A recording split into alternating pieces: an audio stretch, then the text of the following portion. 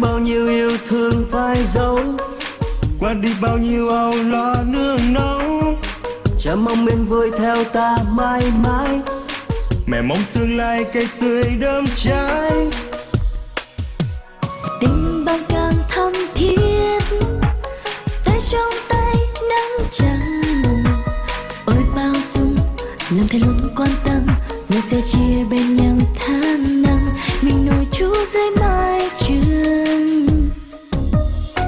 Hãy quên giữ lấy những khoảnh khắc đã thấy là một niềm tin bắt đầu.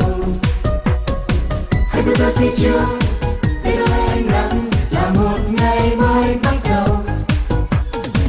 Có những lúc khóc ngã, có những lúc sôi trá, cuộc đời đôi khi như trà giá. Bỗng thức giấc ban mai, nghe ta yêu thương ai là một niềm vui trở lại. Hãy quên giữ lấy những khoảnh khắc đã thấy là một niềm tin bắt đầu. Hãy bước tới phía trước để đôi ánh nắng là một ngày mới bắt đầu.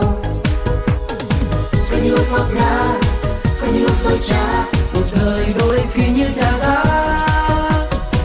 Bỗng thức giấc ban mai, nghe ta yêu thương ai là một niềm vui trở lại.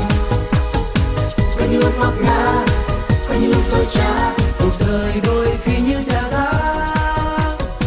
Bỗng thức giấc ban mai, nghe ta yêu thương ai là một niềm vui trở lại. Qua đi rồi ngày dài bão giông, và tìm thấy niềm vui trở